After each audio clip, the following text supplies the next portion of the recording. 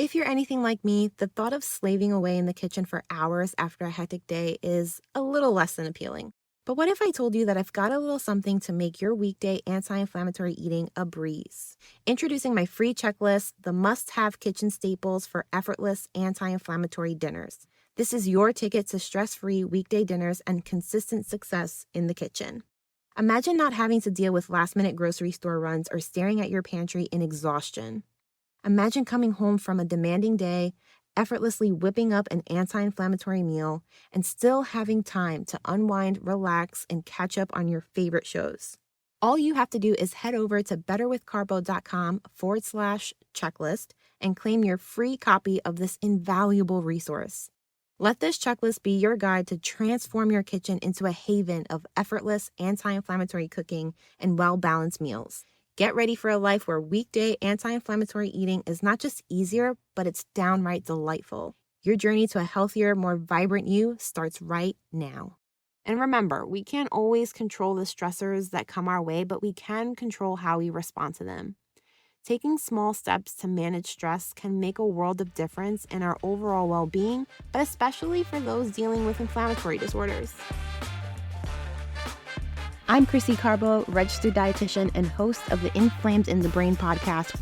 Here we cut through the confusion and complexity of inflammatory health to deliver straightforward, bite-sized strategies and information you can easily apply to your life.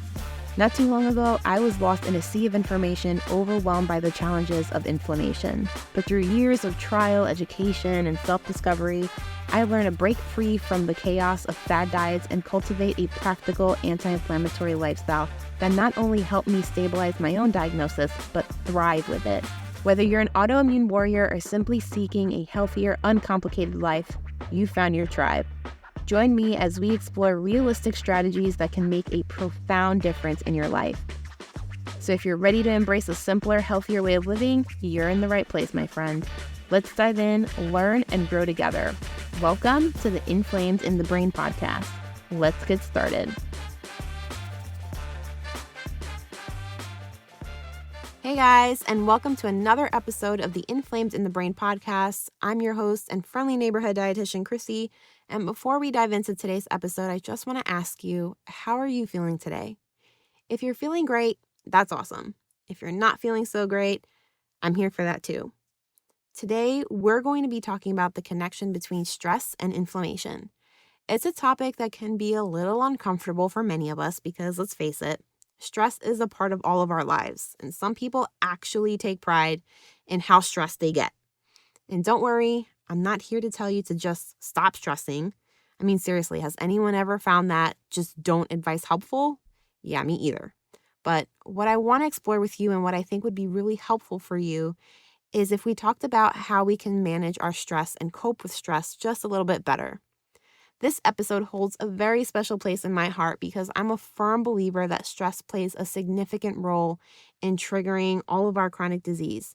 For me, especially, I 100% believe that stress played a significant role in triggering my own MS flare-up. I was diagnosed with MS during the most stressful time of my life.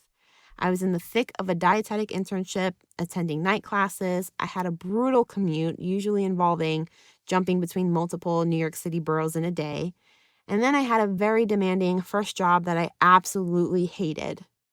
Meanwhile, my husband, who was my boyfriend at the time, was 2 hours away dealing with his high-stress job. We experienced a loss in the family, and our plans to move out fell apart, and we lost money that we worked really hard to get. And in the midst of all of that chaos, that's when my symptoms started.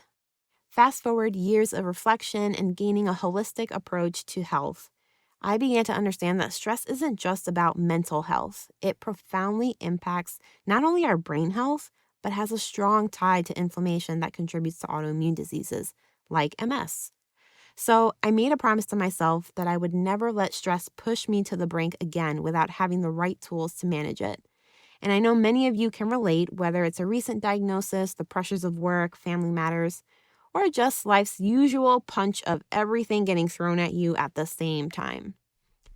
So let's dive into the world of stress and how it impacts our bodies. And I want to equip you with 3 simple but mighty stress-busting tools that I personally rely on a daily basis. You can fit these stress management tools into any kind of lifestyle that you currently have in any season of life that you're currently in. And I should know this because lately I've been leaning heavily on these strategies while navigating the world of motherhood. No big deal, right? So anyway, let's kick things off by looking at the intricate relationship between stress and inflammation.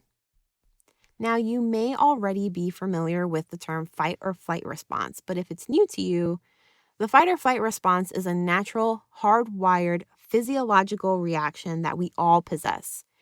Its purpose is to prepare us to deal with stressful situations. Think back to the very, very distant past where the stressor might have been a saber-toothed tiger looking at you as its next meal. In this kind of scenario, our fight or flight response would kick in either to help us run away from the danger, flight, or gear up to take this thing on, fight. When the fight or flight response is activated, our sympathetic nervous system releases adrenaline and norepinephrine. These are neurotransmitters. They rev us up to get us ready to tackle the threat. This surge in neurotransmitters also leads us to an increase in the production of inflammatory proteins called cytokines. It's a natural and temporary response because once we've neutralized this threat or escaped it, our parasympathetic nervous system releases another neurotransmitter called acetylcholine. This one steps up to reduce the levels of those inflammatory proteins. Now, here's the problem. Our brains can't tell the difference between being chased by a prehistoric predator and modern-day stressors that might not be life-threatening, but they're still incredibly challenging to deal with. Everyday things like high-stress jobs, relationships, trauma, or major life changes can all trigger this fight or flight response. And when these stressors go on for a really long time and we don't do anything to manage or cope, there's no counter response from our parasympathetic nervous system to decrease those inflammatory proteins. And as a result, we end up with persistently elevated levels of cytokines, leading to chronic inflammation, which in turn creates a perfect environment for certain inflammatory disorders to thrive. Something else to keep in mind here is that the fight or flight response also boosts production of cortisol in our bodies. Most of us recognize cortisol as the stress hormone, but its job is to provide you with the energy that you need to handle these stressful situations. Going back to the saber-toothed tiger, cortisol helps us by breaking down our body's glucose stores, converting them into energy for the smackdown between you and the tiger, or giving you the energy so that you can run and escape. Once the threat is gone, cortisol levels decrease and glucose levels return back to normal. However, in today's world where stressors can feel constant and unrelenting, your body might be caught in the cycle of increased cortisol, elevated glucose levels, and then tissue damage, which in turn will initiate an inflammatory cascade that results in chronic and systemic inflammation. So to sum it all up, both the frequent triggering of the fight or fight response and consistently elevated cortisol levels contribute to chronic inflammation.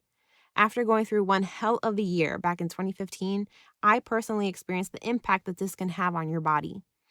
Since my diagnosis, I have made it a priority to incorporate stress management strategies into my everyday life, and I wholeheartedly believe that these tools have helped my diagnosis stay stable since, and have also saved me during the most recent high-stress season, motherhood.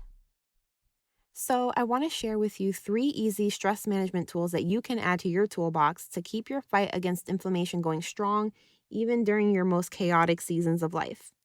And that very first thing that I want to make sure that you have handy during that stressful season is holy basil tea, also known as Tulsi tea. Holy basil is an amazing adaptogen that does some real magic for your adrenal glands.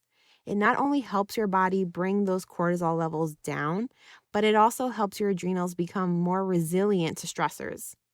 So when I'm particularly stressed, I have 1 cup in the morning, after my coffee, of course, and then 1 cup midday when I normally start to feel that fatigue kick in.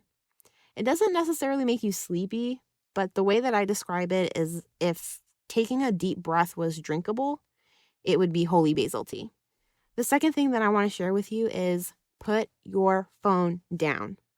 Avoid Google rabbit holes and information overload. I totally get that many of you out there might be knee-deep in some serious life stuff right now, and I know that it's tempting to grab your phone and dive headfirst into the endless abyss of Google searches.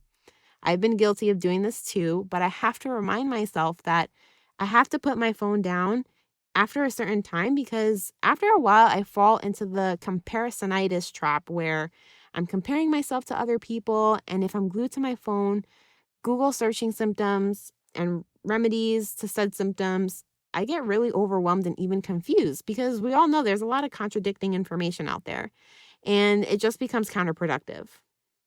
While I do firmly believe that it's important to educate yourself and make informed decisions, it's equally important to set a time limit on your online research for your own mental health.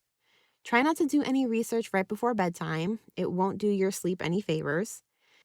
And it also helps if you're checking out credible sources of information and listening to people who align with your values. Trust me, it'll make a world of difference. The last thing that I want to share with you might take a tad bit more effort, but I promise it's worth it. I want you to pause, like literally stop in your tracks and ask yourself, what do I need right now? And I get it, this might not always be the easiest thing to do, because you have to be aware of when you're feeling overwhelmed and really stressed to ask yourself this question. But when you do, it's like giving your mind a little breather. Maybe you need a change of scenery, a walk outside, a nap, or even a quick drive. Something as simple as just stepping out of the room can work wonders to clear your head and give your brain a much needed break from whatever it is that you're hyper-focused on. Sometimes what I need is to just put on one of my favorite shows like Parks and Recreation for the 37th time, even if it's just for some background noise. For me, it's just really comforting. But giving your brain a breather isn't just about recharging your batteries. It's like hitting the refresh button on your computer. It gives you back some mental clarity and sharpness so that when you dive back into your task or you're troubleshooting a stressful situation, you're ready to tackle it with precision. So there you have it, guys, the relationship between stress and inflammation, and 3 easy things that you can begin to do today to help manage your stress a whole lot better. I really hope that you found these stress management strategies as helpful as I have on my own journey. And remember, we can't always control the stressors that come our way, but we can control how we respond to them. Taking small steps to manage stress can make a world of difference in our overall well-being, but especially for those dealing with inflammatory disorders. And if you're in the thick of life right now, I recommend just start implementing at least one of these strategies. You might have a really hard time doing something for yourself every day when you're just starting out to be more mindful about your stress. But remember, it's all about progress, not perfection. Just start somewhere, build as you go, and your body will thank you. If you enjoyed this episode, please share it with a friend who can also benefit from listening. And I'd love to hear from you. I'm at Better with Carbo on Instagram. Let me know what strategy you'll be implementing this week. Let me know what your thoughts and feelings are. Don't forget to subscribe to the podcast and leave a review if you found this information valuable. Until next time, take care of yourself and be mindful of your stress. And remember, you've got the tools to conquer it. I'll catch you next time, same place.